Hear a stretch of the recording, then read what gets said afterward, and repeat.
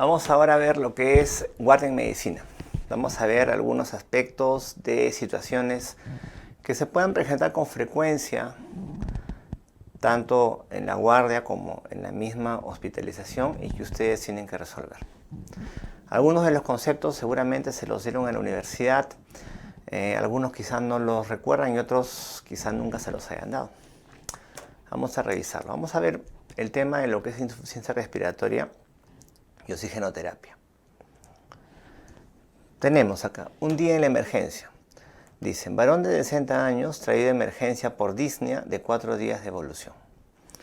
El paciente viene con la familia desesperada, viene evidentemente con falta de aire. Presión arterial normal, cardíaca, tendencia a taquicardia, tiene taquipnea, frecuencia respiratoria incrementada.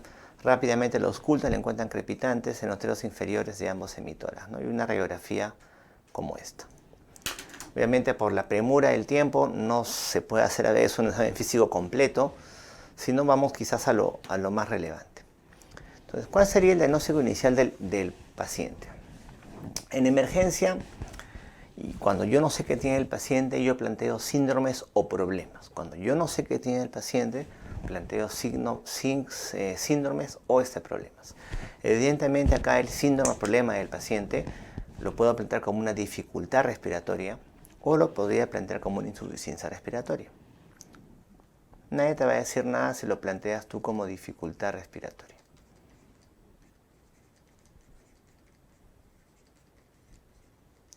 Si quieres ser más objetivo, lo puedes plantear como una insuficiencia respiratoria. Que si bien es cierto el diagnóstico es gasométrico, clínicamente un paciente con más de 25 a 30 respiraciones por minuto, y mejor si tuviera saturación menos de 90, podrías tú plantear tranquilamente insuficiencia respiratoria. ¿Qué antecedentes debería indagar? A ver, tengo una insuficiencia respiratoria, hasta ahí es un problema.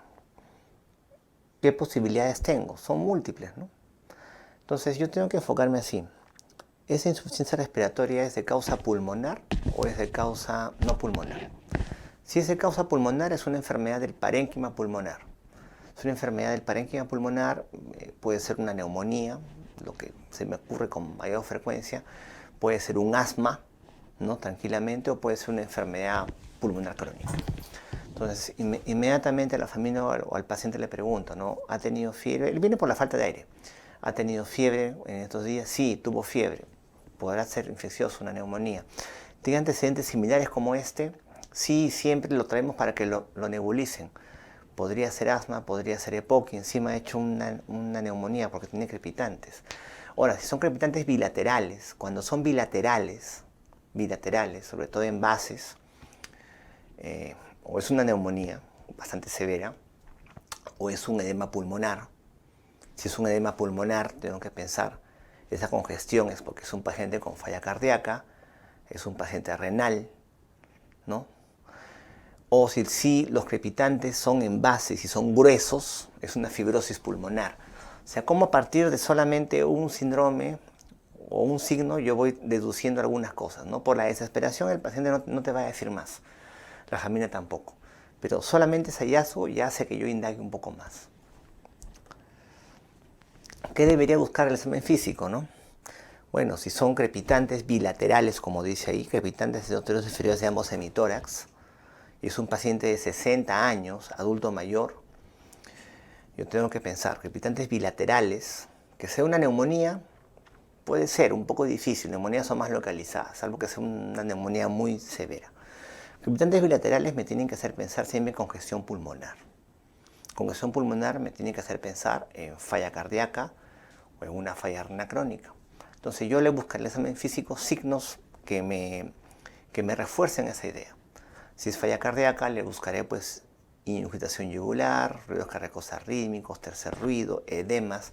Preguntaré, indagaré por disnea paroxística nocturna, por ortopnea, etc. Como de una primera impresión con el paciente, yo voy planteando diagnósticos y voy buscando algo que me refuerce eso que estoy planteando. ¿Qué exámenes auxiliares debería solicitar? Van a ser obviamente en base a mis presunciones. Pero un paciente con dificultad respiratoria siempre tiene que tener una radiografía de pulmones y siempre tiene que tener un análisis de gases arteriales. Independientemente por lo que venga el paciente, siempre tiene que tener una placa de tórax y siempre tiene que tener un AGA el paciente. Independientemente por lo que venga, un paciente con dificultad respiratoria o insuficiencia respiratoria. Recordemos nosotros los tipos de insuficiencia respiratoria. ¿Cuántos tipos conocemos? Dependiendo de lo que ustedes lean. Acá les tengo 4. Tipo 1, tipo 2, tipo 3, tipo 4. Para ustedes, solamente tipo 1 y tipo 2. La tipo 1 es hipoxémica y la tipo 2 es hipercápnica. ¿Ya? Recuerden que el valor normal del PO2 va de 80 a 100, es lo normal. Milímetros de mercurio. Menos de 60, hablamos de insuficiencia respiratoria. Y lo que se quede en el aire, que es entre 60 a 80, eso que queda en el aire se llama simplemente hipoxemia. ¿Ya? La tipo 2 es la hipercápnica, y acuérdense, todo lo que se refiera a elevación del CO2, yo voy a pensar siempre en acidosis respiratoria, porque el CO2 se junta rápidamente con el agua y forma ácido carbónico. Cuando el CO2 se acumula, se junta rápidamente con el agua y forma ácido carbónico. Entonces, todo lo que es hipercapnia, yo voy a pensar siempre en acidosis respiratoria. Ahora, ¿por qué agarramos como punto de corte 60? Simplemente acuérdense de la curva de disociación de la hemoglobina, ¿no? Aquí está en las abscisas el PO2, ¿no? De 0 a más de 100. Y en las ordenadas la saturación de oxígeno, ¿no? De 0 hasta 100. Se dan cuenta que esta curva es plana, ¿no? Pero hay un punto en que la curva cae. ¿Cuál es ese punto?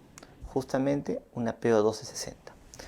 Una PO2 menos de 60 es un punto crítico. A partir de ese punto crítico, la saturación de la hemoglobina, la saturación de oxígeno cae a menos de 90. Entonces, un paciente con una saturación menos de 90, yo puedo inferir que tiene una PO2 menos de 60. Ese es el punto crítico y el punto para decir insuficiencia respiratoria. Ahora, es los tipos que todo el mundo conoce y hay tipos, mecanismos fisiopatológicos que a veces ustedes se olvidan. ¿Cuáles son los mecanismos fisiopatológicos de insuficiencia respiratoria? Recuerden esto, son disminución de la FiO2, hipoventilación alveolar, alteración de la difusión, alteración BQ y shunt de derecha a izquierda. Recuerden, son los mecanismos fisiopatológicos de insuficiencia respiratoria. Todos los mecanismos obviamente van con hipoxemia, ¿no? Porque me dan insuficiencia respiratoria, todos.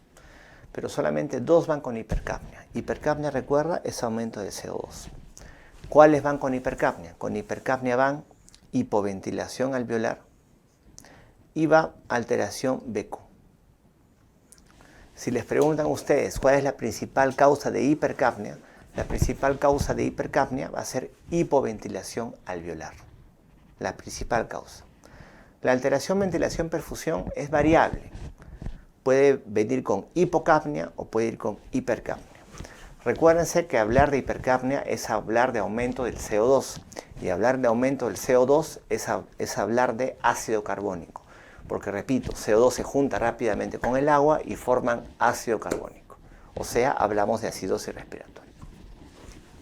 Un valor que también tienen que conocer ustedes es la gradiente alveolo arterial de oxígeno.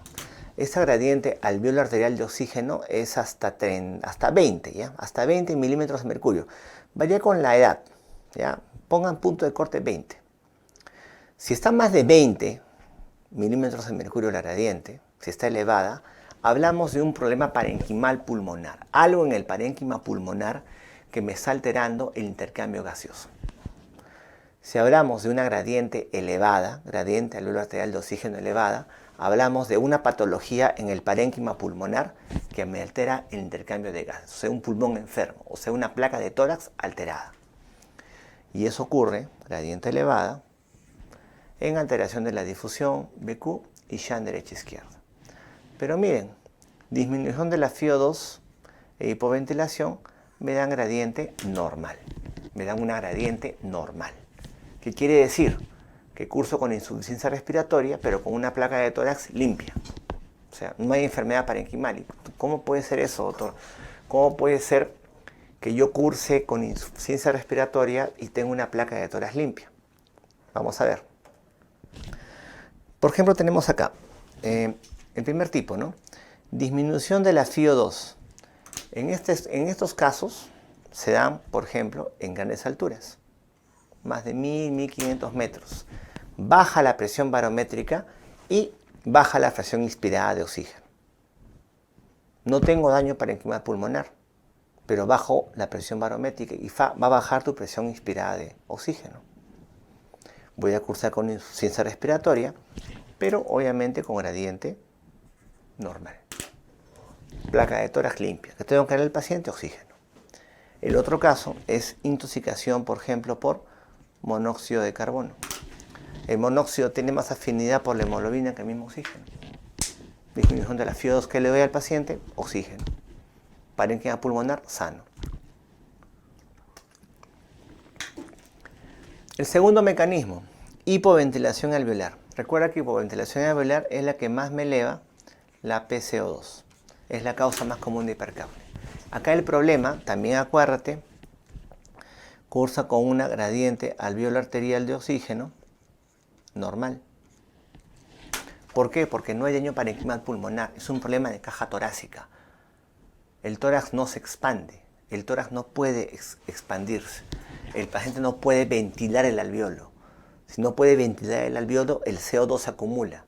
Si el CO2 se acumula, se junta con el agua, forma ácido carbónico y da acidosis respiratoria. Es por problema extrapulmonar, un problema de caja torácica, la cual no puede expandirse por un tema, por ejemplo, neuromuscular, tipo Guillain-Barré, una lesión en la médula cervical, un hipotiroidismo, un coma mixedematoso, se pasó la mano de los sedantes opioides o una espondilitis anquilosante que no te puede dejar expandir el tórax. Causa más común de hipercapnia. ¿Cómo se maneja? El paciente no puede respirar por sí mismo, ventilación mecánica. Luego tenemos alteraciones en la difusión. Y acá miren cómo la membrana alveolo capilar está engrosada. Hay engrosamiento de la membrana alveolo capilar. La difusión, el intercambio de gases se produce, pero es lento. Lento por ese engrosamiento justamente. ¿Cómo se maneja? Con oxigenoterapia. Acá sí hay daño parenquimal. Acá sí, por ejemplo, la gradiente alveolo arterial de oxígeno estará elevada, porque sí pulmón enfermo. Luego tenemos alteraciones de la relación BQ, alteración de la relación ventilación-perfusión. O falla la ventilación del alveolo o falla la perfusión del alveolo. Falla la irrigación, como puede fallar en el tromboembolismo pulmonar. Puede que tenga un alveolo bien ventilado, pero acá tengo un trombo que me impide que la sangre llegue. Falla la perfusión. Esta puede o no puede cursar con hipercapnia. ¿Por qué? El asma al inicio de una crisis asmática leve, el bronquio aún no se cierra. El bronquio está abierto en la crisis asmática leve. Entra aire, con dificultad, pero entra. Y como entra, barre CO2, elimina CO2, hay hipocapnia. Pero conforme el bronquio se va cerrando, el aire ya no puede ingresar y el CO2 se acumula. Aumenta el CO2 y hay hipercapnia. Hay hipercapnia y hay acidosis respiratoria. Lo mismo en EPOC, lo mismo en bronquiectasias. El EPOC, por ser EPOC, no tiene aumento de CO2. Va a depender de la severidad, lo mismo las bronquiectasias. O sea, variablemente me puede dar o no hipercapnia, dependiendo de la severidad de la enfermedad. Este es el mecanismo más común causante de insuficiencia respiratoria. Es el mecanismo más común causante de insuficiencia respiratoria, la alteración BQ. Luego tenemos el shunt o cortocircuito derecha-izquierda. ¿Qué es lo que pasa acá? El alveolo, todo el alveolo se llena de un contenido. Se llena de un contenido que me impide que el aire llegue ahí e impide por completo el intercambio de gases. ¿Y por qué se llena de contenido líquido? Miren acá. Este líquido puede ser pus, puede ser agua, puede ser sangre. Puede ser neumonía, puede ser edema, puede ser una hemorragia alveolar difusa. En este caso tenemos una neumonía, miren esta consolidación. Entonces la sangre pasa por esta consolidación, por esos alvéolos, y no puede haber intercambio, no puede haber, porque no se ventila para nada. ¿Por qué derecha-izquierda? Recuerda que el ventrículo derecho es el que bombea sangre, el ventrículo derecho bombea sangre al pulmón para que se oxigene y luego va a la aurícula izquierda para que vea la circulación. O sea, la sangre va de derecha a izquierda, pasa por el pulmón para que se oxigene. Pero si el ventrículo derecho bombea sangre, ¿no? Va por la arteria pulmonar, por los capilares, y pasa por esta consolidación, para nada va a poder ocurrir intercambio, porque el alveolo está lleno de líquido. O sea, la sangre pasa de derecha a izquierda sin ser oxigenada. Un shunt o cortocircuito es cuando hay mezcla de sangre venosa con arterial, cuando la sangre no se oxigena. Shunt de derecha a izquierda, ventrículo derecho, aurícula izquierda. Este tipo es el tipo fisiopatológico que dicen no responde a oxígeno. ¿Ya? Este es el tipo fisiopatológico que dicen no responde a oxígeno. Cuando dicen que no responde a oxígeno, obviamente se refieren a esta área, a esta consolidación, ¿no? Tú le das oxígeno y no va a haber un intercambio efectivo en esa área. Pero eso de que no responde a oxígeno, ten cuidado, ¿no? Obviamente un paciente con neumonía yo le pongo oxígeno. ¿Por qué? Porque tengo el resto de parénquima pulmonar que sí es funcionante y va a mejorar seguramente. Obviamente es un edema pulmonar bilateral, la posibilidad que mejore con oxígeno va a ser poca. ¿Qué preguntas siempre hacen con respecto a insuficiencia respiratoria? ¿Cómo sé si es aguda o crónica? Bueno, una de las formas es viendo el tiempo. El punto de corte en tiempo para decir agudeza o cronicidad son 72 horas. Menos de eso, más de eso. Y lo otro es viendo el pH. Una insuficiencia respiratoria con un pH en rango normal de 7.35 a 7.45 es crónica. Una insuficiencia respiratoria con un pH fuera de rango o menos de 135 o más de 7.45 es aguda, menos de 72 horas. ¿Qué es lo que pasa? El organismo se demora 72 horas en los mecanismos de compensación. Luego de 72 horas ya compensa y el pH se normaliza. pH fuera de rango, agudo. pH en el rango, crónico. ¿Cuáles son mis objetivos terapéuticos de saturación de oxígeno? Yo lo voy a ver con saturación de oxígeno. A ver, los objetivos terapéuticos van a depender. Primero, yo no quiero llevar a un paciente a saturación de 99%. O sea, no. Solamente en edema pulmonar de altura, en reanimación cardiopulmonar, en un paciente con intoxicación por monóxido, yo quiero que llegue a una saturación de 99. En el resto, no. En los pacientes, mi objetivo de saturación va a ser de 93 a 96%. De 93 a 96%. ¿Ya? No más. Más de 96% de saturación se asocia con algunos eventos adversos. Mayor mortalidad en pacientes con infarto cardíaco o infarto cerebral.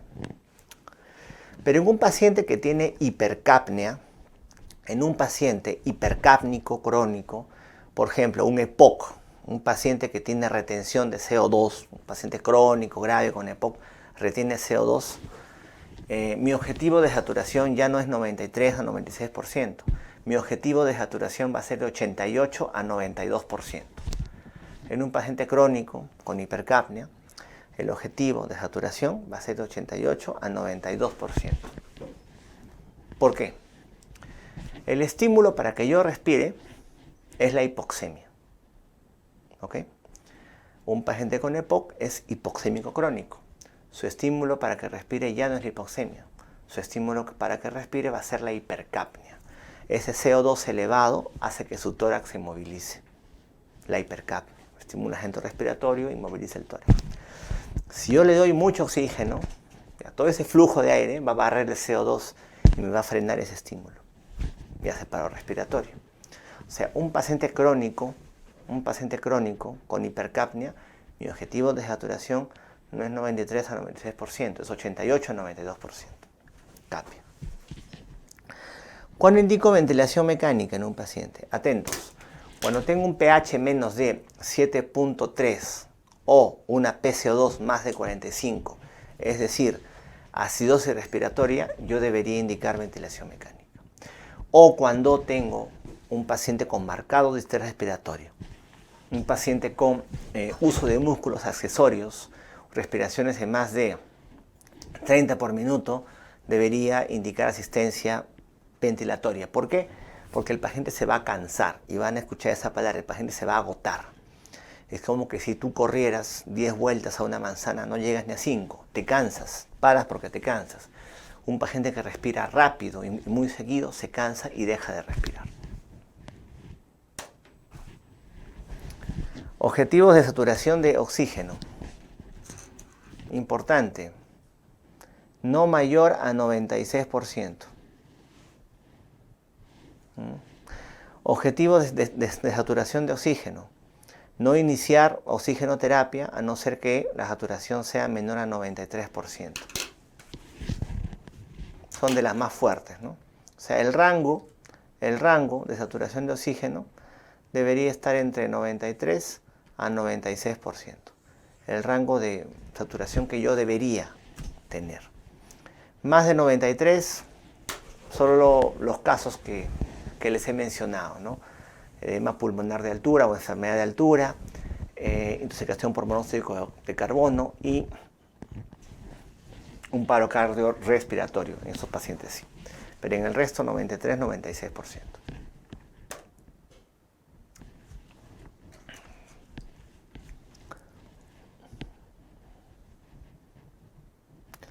Lo mismo que les había mencionado acá. El objetivo de saturación máximo debe ser 96%, ¿no? 96%. O sea, entre 93 y 96% cuando en un paciente requiere asistencia respiratoria con dispositivos de oxigenoterapia.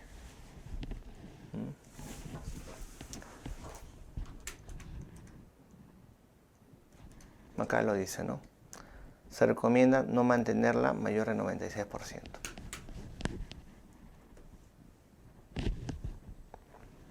Lo mismo que les estaba mencionando, que están los puntos en contra, a favor de esos puntos de corte, pero la idea siempre es mantenerla a menos de 96, entre 93 y 96%. Ya, otro de los puntos que tienen que recordar o reconocer en lo que es dificultad respiratoria e insuficiencia respiratoria, tienen que saber reconocer ustedes lo que es un síndrome de distrés respiratorio del adulto. Ya, el síndrome de distrés respiratorio del adulto viene a ser un edema agudo de pulmón no cardiogénico. O sea, la causa más común de edema pulmonar es falla cardíaca, pero ese edema pulmonar es no cardiogénico. Acá, por un tema inflamatorio, hay una alteración de la barrera alveolo-capilar y esta es evolución rápida, cursa con falla respiratoria y se caracteriza por infiltrados pulmonares bilaterales. Es un edema pulmonar, repito, inflamatorio. Lo más común de edema pulmonar viene a ser lo que es falla cardíaca, pero ese edema pulmonar es no inflamatorio. ¿Y por qué se produce? Suele ocurrir que hay una respuesta inflamatoria tan exagerada, es una respuesta inflamatoria tan exagerada, que por inflamación sistémica se suele producir inflamación pulmonar. Y la causa más común incluso del síndrome de distrés respiratorio del adulto viene a ser la sepsis.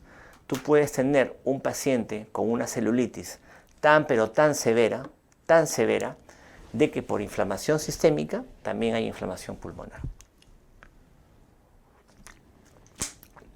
Y eso viene a ser lo que es el síndrome de distrés respiratorio del adulto. Otra de las causas que, por ejemplo, se mencionan en el ARS es la pancreatitis aguda. La pancreatitis es una enfermedad inflamatoria por excelencia y dentro de sus complicaciones también está el distrés respiratorio del adulto.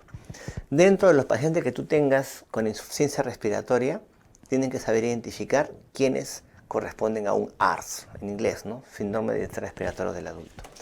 Y para eso tienes los criterios diagnósticos que tienes que recordar. 1, que sea un cuadro agudo. 2, opacidades alveolares bilaterales en la radiografía. Que el edema no sea cardiogénico. ¿Cómo que no sea cardiogénico? un ecocardio lo puedo pedir a ese paciente, una buena fracción de eyección no me lo justifica, y lo otro que es el PAFI. Un PAFI menos de 300. Y según valor de PAFI, tendré ARS leve, moderado o grave. O sea, tiempo, radiología, que no sea garriogénico y PAFI, criterios para lo que es ARS. ¿Y el ARS cómo se maneja?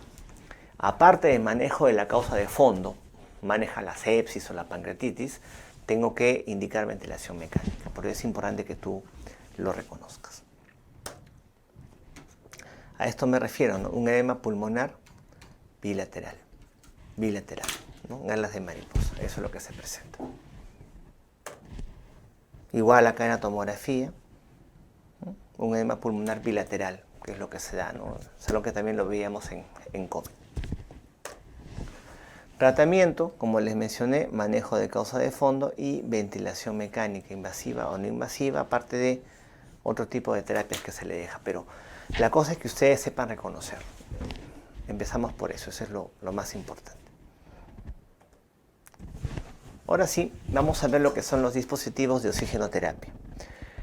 Tenemos los sistemas de administración de oxígeno, ¿no? Sistemas de bajo flujo, sistemas de alto flujo. ¿En qué se diferencia? Los sistemas de bajo flujo me dan un FiO2 no constante, inconstante, que va a variar mucho del patrón respiratorio del paciente y del estado de conciencia. Los sistemas de bajo flujo me dan un flujo de aire que no vence el espacio orofaringio, ¿ya? Detrás de la nariz tenemos un espacio de aire, ¿no? Oro, laringio, faringio. El aire muchas veces que ingresa por el dispositivo se queda alojado ahí y no lo vence y no puede ingresar a la vía aérea. Además de esa mezcla de aire que me trae como consecuencia que el FiO2 que yo le indique al paciente no sea constante. Por cánula binasal le puedo indicar FiO 36%, yo no estoy seguro que reciba FiO 36%. Entonces, el FiO que me aportan los sistemas de bajo flujo no va a ser constante. En cambio, los sistemas de alto flujo, como la mascarilla Venturi y la cánula de alto flujo, el FiO2 sí va a ser constante. Lo que yo indique es lo que el paciente va a recibir y me va a vencer ese espacio, oro, faringio, laringio, que se encuentra por detrás. Tenemos la cánula binasal. Y esto para que ustedes recuerden, según los litros por minuto, cuánto de FiO2 me está entregando. Se sugiere máximo hasta 5 litros, FiO 40. El problema es que no es constante. Yo le indico FiO 32 a 3 litros, no sé si recibe eso. Es ideal en pacientes con muy bajo requerimiento, ¿no? Menos de 25 respiraciones por minuto, por ejemplo, y pacientes conscientes. Saturación, no menos de 90%, quizás 89%, pero no menos de 90%. Yo podría usar cánula binasal, pero conscientes, pacientes conscientes. Están inconscientes, yo no estoy seguro que lo que indico es lo que recibe. La ventaja principal es que se permite que el paciente pueda ingerir alimentos, ¿no? Pueda alimentarse, es bastante cómodo. Eso lo van a encontrar en los hospitales. Otro dispositivo es la mascarilla simple. La diferencia con la cánula binasal es que me aporta mayor FiO2, pero este principio es el mismo, es un sistema de bajo flujo que lo que yo indico no estoy seguro si es lo que recibe el paciente. No la van a encontrar con mucha facilidad a la mascarilla simple. Más van a encontrar la cánula binasal y por supuesto la mascarilla de reservorio.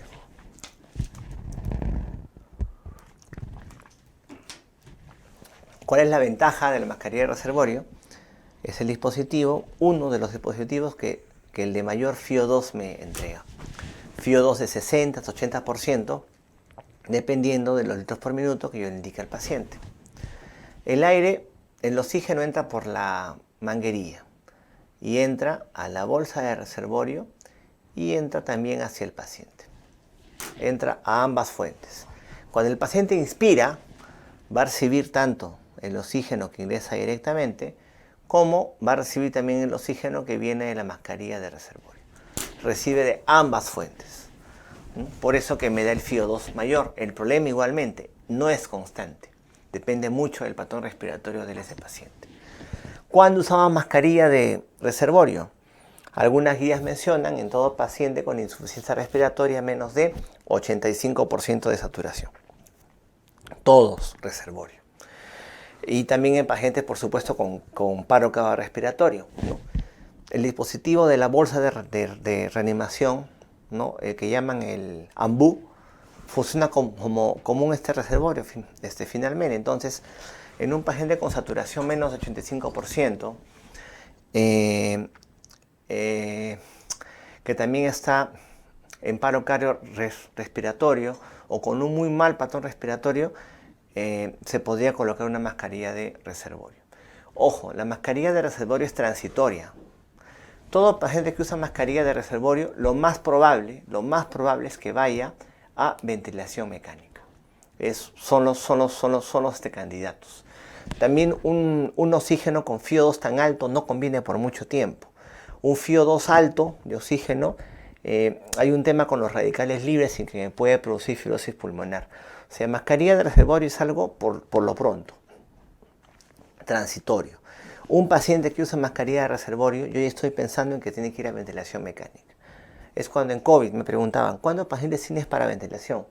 Yo les decía, ¿cuántos reservorios tienes? 10 reservorios, los 10 van a ventilación mecánica. Es un paso previo. Esta mascarilla de reservorio tiene una válvula unidireccional. Esta se abre cuando exhalas. Y también la bolsa de reservorio también se abre cuando uno inhala. Recuerda que el paciente recibe acá aire y oxígeno de dos fuentes, directamente y de la bolsa misma. Luego tenemos mascarilla Venturi. Mascarilla Venturi es un dispositivo de alto flujo. Con Venturi sí, yo estoy seguro que lo que está indicado es lo que está recibiendo el paciente. El tema que el FiO2 máximo que me ofrece es hasta 60%, hasta 50%. En las de acá, en extranjeros, se encuentran hasta 60%. Y esa exactitud yo la logro por el dispositivo Venturi. Y acá tenemos la mascarilla. Y vamos a tener este dispositivo con una ventana. Esta ventana yo la abro y la cierro. Y tienen que darse cuenta de algo. Tenemos que un FiO 24% corresponde a 3 litros. Un FiO 28 corresponde a 6 litros. FiO 35 corresponde a 9 litros. Yo tengo que regular los litros en el flujómetro y tengo que regular la apertura o cierre de esta ventana. ¿En qué se basa la mascarilla Venturi? El sistema Venturi se basa en el principio de Bernoulli, teorema de Bernoulli. ¿Qué es lo que me dice el teorema principio de Bernoulli? A ver, recuerden de biofísica. Cuando un fluido pasa por un compartimento de menor diámetro, aumenta su velocidad de flujo y genera una presión negativa. Cuando un fluido pasa por un compartimento de menor diámetro, aumenta su velocidad de flujo y genera una presión negativa, o sea, jala aire de afuera. El fluido es el oxígeno. El oxígeno pasa por un compartimento de menor diámetro, aumenta su velocidad y genera una presión negativa.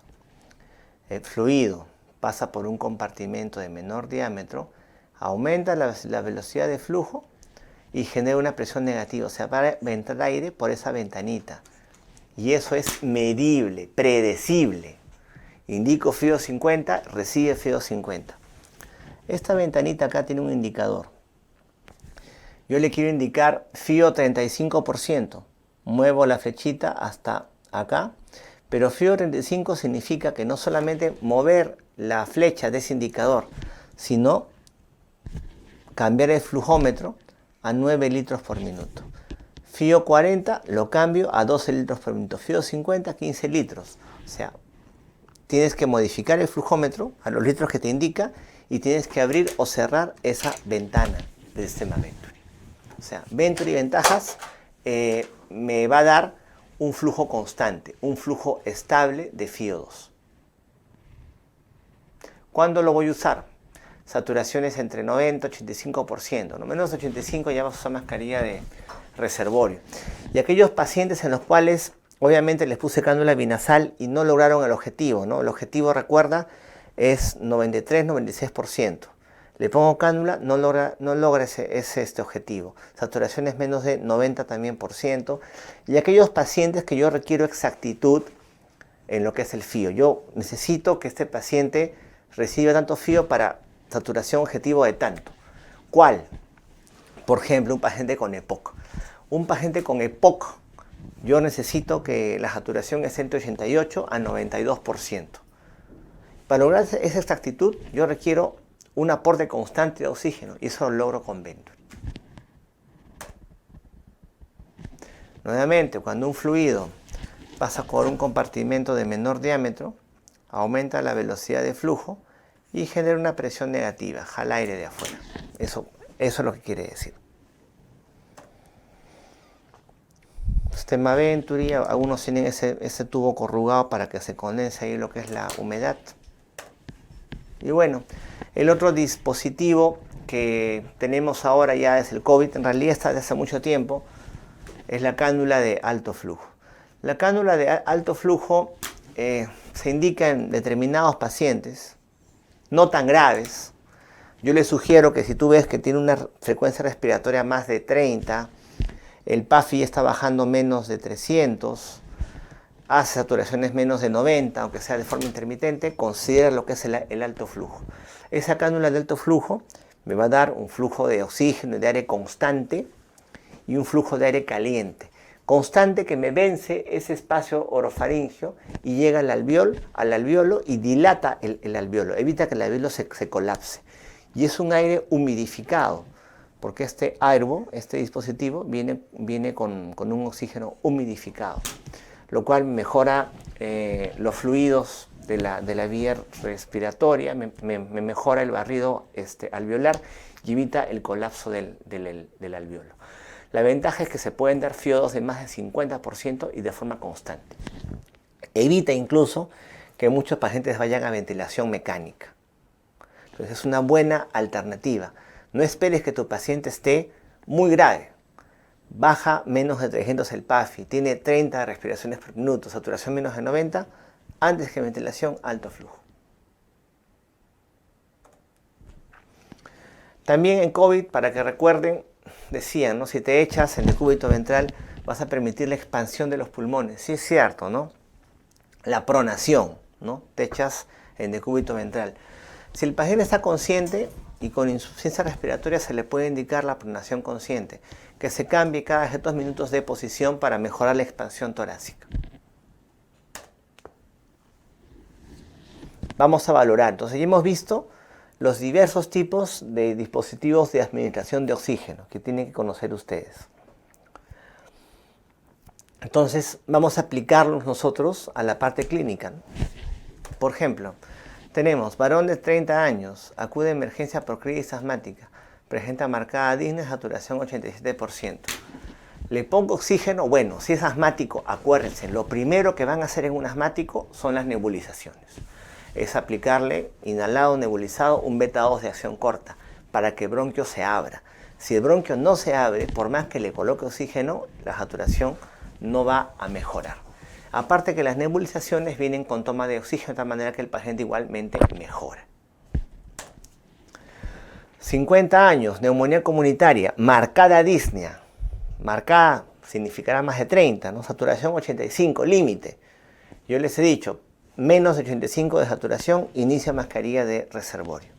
Entonces, está en el límite, o sea, tú no te la puedes jugar. Tú tienes que hacer un paso adelante. Es una paciente que probablemente empeore. Le pongo mascarilla de reservorio a esta paciente. Con cánula no va a ir. Esa marcada disnea va a hacer que lo que yo le indique no sea lo que yo reciba. Venturi, podría iniciar con Venturi, ¿no? Pero esa marcada disnea, esa saturación, definitivamente la paciente va a ir al fracaso. Va a usar reservorio. ¿En qué les he dicho? Si el paciente usa reservorio, es un indicativo que el paciente va a ir a ventilación mecánica. Dolor torácico, diagnosticado de Zika, saturación 91. Los infartos de miocardio es un tema especial. Mientras la saturación sea mayor o igual a 91, no hay mayor problema. No hay mayor problema. Podrían estar sin oxígeno. Si quisieras iniciar el oxígeno para tal caso, podrías iniciarle, y no hay marcada disnea, y es un paciente consciente, podrías darle una cánula binasal. Cánula binasal, pacientes conscientes, orientados, sin mal patrón respiratorio. ¿Qué es un mal patrón respiratorio? Saturación menos de 90, respiratoria más de 30 por minuto, uso de músculos accesorios. 45 años, diabético, neumonía, disneico, satura 89. Este paciente podría ir, por ejemplo, bien con Venturi, ¿no? Cánula binasal, si saturas más de 90. Reservorio, menos de 85. Venturi podría ser este paciente. Si ves que con Venturi no levanta la saturación, y recuerda, saturación objetivo es de 93 a 96%, podría usar reservorio. Y si pongo reservorio, recuerda, es casi indicativo que el paciente tiene que ir a ventilación mecánica. 60 años, antecedentes de POC, bronquitis crónica, estable, acude por cuadro de infección urinaria. Satura 89%. 89%. Le doy oxígeno. ¿Qué les he dicho? Los pacientes con EPOC son hipercápnicos, crónicos. Ya hacen CO2 alto, ¿no? Eso es lo que manda su centro respiratorio para que tengan el estímulo de la respiración. Es un paciente que esté estable, no tiene mayor problema, es su saturación objetivo. La saturación objetivo en el EPOC es de 88-92%, en el hipercápnico en general. Si yo le doy oxígeno al paciente, voy a barrer CO2 y le voy a quitar su estímulo para que respire. Estos pacientes se van sin oxígeno, su saturación objetivo es de 88-92%. Entonces, es lo que quería que recuerden del manejo de los dispositivos de oxigenoterapia y cómo abordar a un paciente con insuficiencia respiratoria.